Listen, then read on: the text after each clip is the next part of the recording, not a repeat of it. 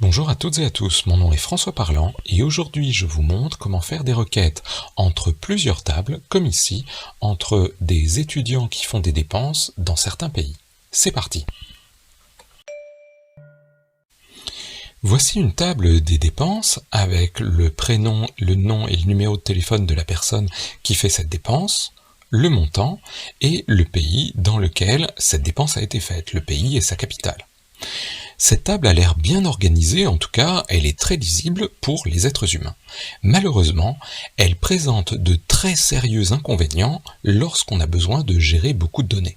Première chose, vous noterez qu'ici, on répète les infos sur plusieurs lignes à chaque fois, et cela va prendre de la place. La deuxième chose qui est problématique, c'est que si quelque chose change, par exemple le numéro de téléphone de Harry Potter, il va falloir que je le change à plein d'endroits, le voilà, puisqu'il a été utilisé à plein d'endroits également. Et en plus, l'autre inconvénient, c'est qu'à force de répéter les informations à divers endroits, eh bien, il arrive qu'on fasse des fautes. Par exemple, ici, Londres est bien écrit, mais ici, c'est incorrect. Ici, Paris, il n'y a que la première lettre en majuscule. Ici, j'ai les deux premières lettres en majuscule. Plus je répète l'écriture des informations dans mes données, plus j'ai de chances de faire de fautes. On a donc décidé d'abandonner cette organisation qui sera très bien en sortie pour présenter les choses, mais qui ne convient pas pour stocker les données. On va donc faire quelque chose d'un petit peu différent. On va mettre toutes les infos qui concernent une même chose, par exemple ici, un étudiant au même endroit. Lorsque je vais dans ma table étudiant, j'aurai donc le numéro d'un étudiant, son nom, son prénom et éventuellement son numéro de téléphone. Et si j'ai besoin de changer ou d'écrire un numéro de téléphone, je ne l'écris qu'une seule fois dans toute ma base. Et on va pouvoir mettre ailleurs les infos qui concernent d'autres choses. Par exemple ici les pays. Je pourrais avoir le nom en français d'un pays, son nom en anglais et pourquoi pas sa capitale en français, etc. À chaque fois, j'ai donc un numéro de pays qui correspond à toutes les informations de ce pays. Avec cette organisation, j'arrive à une table des dépenses qui contient beaucoup moins d'informations.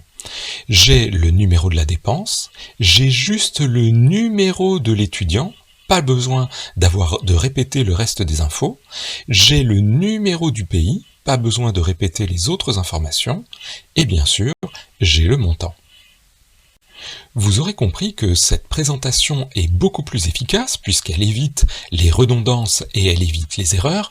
Par contre, elle n'est pas du tout lisible et vous comprenez bien qu'avec quelque chose comme ça, je n'ai absolument aucune idée de qui a fait la dépense ni dans quel pays. Il faut donc maintenant que l'on trouve un outil qui nous permette d'arriver à ce que je vous avais dit comme étant une version mal organisée, parce que malgré tout, quand je vais vouloir analyser mes dépenses, moi j'aimerais bien avoir quelque chose qui ressemble à ça, alors que dans mon organisation, j'ai un truc comme ça. Eh bien devinez quoi ? C'est à cela que servent les requêtes multitables. Elles nous permettent, à partir d'ici, d'aller chercher les infos d'un étudiant, d'aller chercher les infos d'un pays, pour obtenir ce que l'on avait tout à l'heure mal organisé, mais nous, c'est bien ce résultat-là qu'on va vouloir avoir. Je vous montre donc comment faire des requêtes multitables. Pour bien comprendre cela, essayons avec quelque chose de très très simple de faire un premier select multitable. Regardez ici, j'ai une table qui s'appelle lettres et dans laquelle il y a deux lettres, la lettre A et la lettre B. J'ai une table dans laquelle il y a des nombres et j'ai mis le 1, le 2 et le 3. Je vous propose de faire une première requête qui va prendre les deux tables. Select, je prends tout, from lettres, et nombre. Regardez ce qui se passe. Lorsque je clique et que je lance ma requête, le select fait quelque chose d'un petit peu étrange qu'il va falloir que l'on garde en mémoire pour tout le reste de notre séance. Au lieu de prendre les éléments d'une table et les éléments de l'autre, ce que le SQL fait, c'est la multiplication des deux, c'est-à-dire il me prend le A et il me met le chiffre 1, le A à nouveau avec le chiffre 2, le A avec le chiffre 3, et il recommence avec le B. B et 1, B et 2, B et 3. C'est-à-dire qu'on a toutes les combinaisons possibles qui sont proposées. En effet, ce que le SQL se dit, c'est « je ne comprends pas quelle est la relation entre ces deux tables, je vais donc te mettre toutes les possibilités de combinaison entre les deux ». Vous comprendrez donc que la plupart du temps, il va falloir que l'on fasse des selects entre des tables qui ont quelque chose de commun, sans quoi on va se retrouver avec des multiplications de tous nos étudiants par toutes les dépenses par tous les pays. Si je reviens à ma table des dépenses, celle qui est bien organisée, je peux tenter de faire une requête par exemple pour avoir toutes les infos de l'étudiant et les différents montants.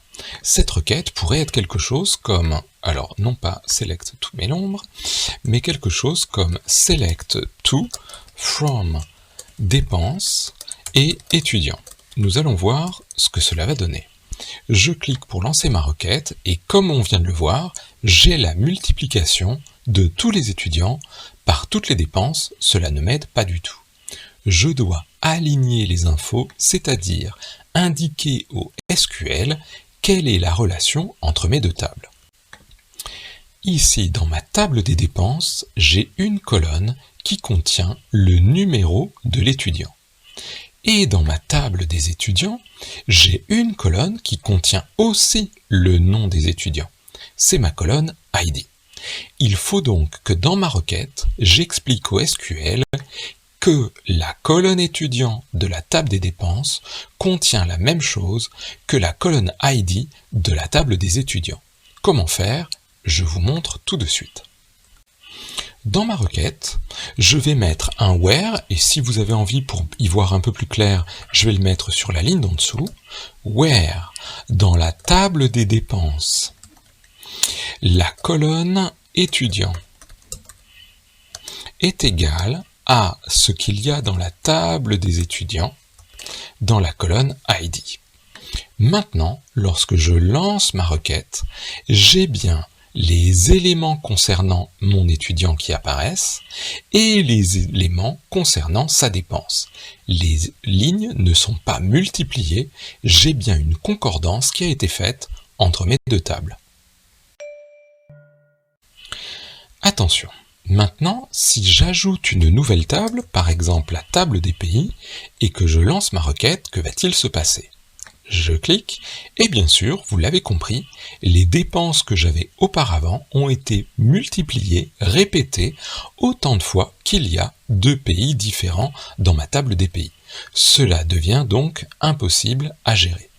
Je dois donc expliquer au SQL qu'il y a une concordance à faire entre la table des dépenses, dans laquelle j'ai une colonne pays avec le numéro du pays, et la table des pays, dans lequel ce numéro du pays est placé dans la colonne ID.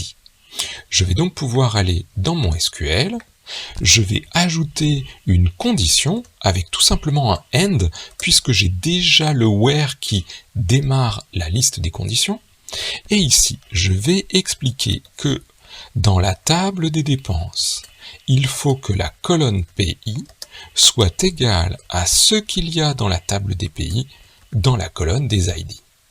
Lorsque je clique, j'ai bien ici mes dépenses qui ne sont indiquées qu'une seule fois, avec les bonnes infos du pays correspondant à l'identifiant du pays.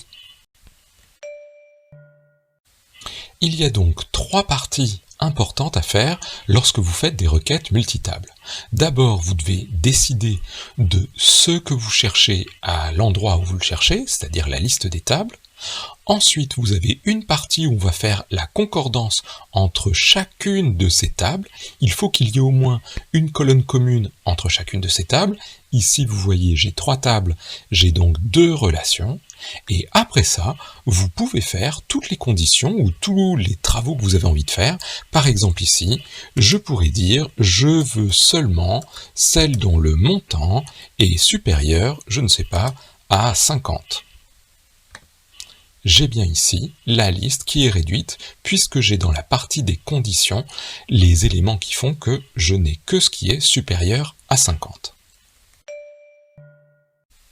Il existe une deuxième syntaxe pour réussir à rapprocher deux tables. Ici, reprenons notre table des dépenses et essayons de la relier à la table des étudiants avec ce que l'on appelle inner join. Ici, je vais dire que je veux relier la table des dépenses à la table des étudiants, mais sur quelle colonne je veux que dans la table des dépenses, la colonne étudiant soit égale à la table des étudiants avec sa colonne ID. Lorsque je clique pour lancer ma requête, j'ai bien la même chose qu'avec notre where tout à l'heure, simplement nous allons voir que le fait d'utiliser inner join nous permet ensuite de changer un petit peu les jointures pour faire des petites choses, je vous montre ça tout à l'heure. Ajoutons par exemple un nouvel étudiant, nous pourrions l'appeler par exemple Malfoy Draco. On ne va pas lui mettre de numéro de téléphone pour l'instant, et regardons ce que fait notre requête. Je refais ma requête, pas de changement, puisqu'ici j'ai bien seulement les étudiants qui correspondent à une dépense. Je vous propose maintenant d'inverser nos tables. Au lieu de faire la requête sur la table des dépenses, faisons la requête sur la table étudiant, et au lieu de faire la jointure sur la table des étudiants, faisons-le sur la table des dépenses. Je clique sur ma requête, et à part l'ordre des colonnes, absolument rien ne change, j'ai toujours la même chose. Toutefois, ce que je peux changer, c'est inverser les choses en mettant tout simplement left join. Lorsque je clique ici sur left join, ce que je vais avoir, c'est la liste de tous mes étudiants et seulement les dépenses qui concernent ces étudiants. Mais vous voyez que j'ai bien mon Draco Malfoy qui apparaît, même s'il n'apparaît pas dans la table des dépenses. Pour le dire autrement, le inner join prend uniquement ce qui est commun aux deux tables. Le left join prend toute la table qui est utilisée en premier, celle qui est déclarée dans notre select, et ne prend que ce qui est commun dans la deuxième table. Notez qu'il existe d'autres types de jointures, en plus de inner et de left, il existe bien sûr right et même full. Attention, la version du SQL que je vous ai montré jusqu'à maintenant, qui est le SQL Lite, c'est-à-dire allégé, ne prend en charge que inner et left. Les autres versions, le right et le full, sont par contre disponibles dans le SQL normal, celui qu'on utilise par exemple dans MySQL. Avant de démarrer les sous-requêtes, j'aimerais introduire le concept de having qui permet de pallier une des limitations du where. J'ai donc repris pour cela la table des dépenses avec tout sur une seule table, et ici vous voyez que la colonne des montants s'appelle juste montant et pas montant euro comme je l'avais fait dans une vidéo précédente. Ici, ce que je vous donne comme défi, c'est de m'afficher les noms et prénoms des gens dont la somme des dépenses est supérieure par exemple à 50. Allons-y progressivement. Lorsque je fais la requête select nom, prénom from dépenses, j'ai bien toutes les lignes qui apparaissent avec plusieurs fois le nom et le prénom. Si j'ai envie de n'avoir ces éléments-là qu'une seule fois, je peux bien sûr faire un group by et je vais choisir de grouper par le nom et le prénom. Je n'ai donc maintenant que les couples nom-prénom qui apparaissent qu'une seule fois. Maintenant, comment faire pour avoir la somme des dépenses de chacun? Une solution simple serait par exemple d'ajouter ici la somme des montants et peut-être de lui donner un petit nom, as total. Lorsque je clique ici, j'ai bien donc le total des dépenses de chacune des personnes. C'est ici que le where atteint ses limites. Je ne peux pas utiliser where total supérieur à 50. Lorsque je tente cela, j'ai une erreur, car le where ne peut fonctionner que sur un champ qui existe réellement et pas sur quelque chose qui correspond au groupement que l'on aurait fait avant. Je dois donc remplacer mon where par quelque chose de différent que l'on appelle un having. Lorsque je clique ici, j'ai donc uniquement les gens qui apparaissent dont le total des dépenses est supérieur à 50. Ron a donc disparu de ma liste. Si je veux avoir juste la liste des noms et prénoms, je peux supprimer le champ somme que j'avais mis en haut et le mettre tout simplement, supprimons absolument tout, et le mettre directement dans mon having. Ici, lorsque je clique, j'ai bien juste les noms et prénoms sans les totaux, des gens dont le total est supérieur à 50. Notez que le having peut se faire aussi sur un count au lieu d'une somme. Regardez ici, imaginons, je voudrais avoir la liste des noms et prénoms des gens qui n'ont fait qu'une seule dépense. Je vais donc mettre mon count égal à 1. Lorsque je clique, je n'obtiens plus que Ron et Ginny qui, en effet, sont les personnes qui n'ont effectué qu'une seule dépense. Voici la liste de mes étudiants. J'aimerais n'afficher que les étudiants qui ont fait une seule dépense.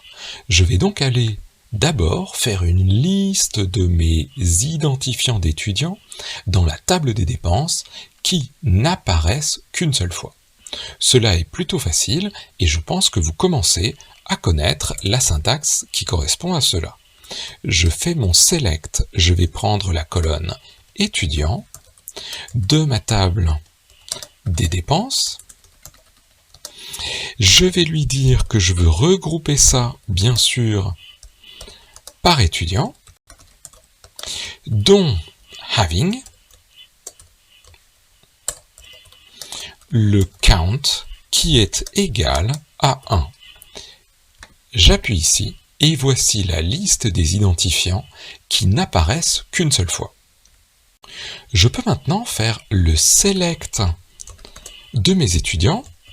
Select, prenons tout, from étudiant, la table des étudiants, where l'id est à l'intérieur in, et je vais mettre entre parenthèses la liste que je viens d'obtenir.